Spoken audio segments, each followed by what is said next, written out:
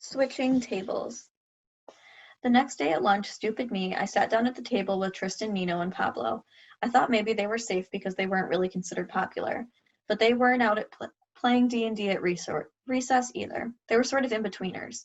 And at first I thought I scored because they basically were too nice to not acknowledge my presence when I walked over to the table. They all said hey, though I could tell that they looked at each other. But then the same thing that happened yesterday.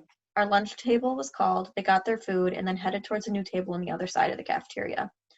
Unfortunately, Mrs. G, who was the lunch teacher that way, saw that happen and chased after them. "That's not allowed, boys," she scolded them loudly. "This is not that kind of school. Go right back to your table." Oh, great, like that was going to help. Before they could be forced to sit down at my table, I got up with my tray and walked away really fast. I could hear Mrs. G calling my name, but I pretended not to hear her and just kept walking to the other side of the cafeteria behind the lunch counter. "Sit with us, Jack." It was summer. She and August were sitting at their table, and they were both waving me over.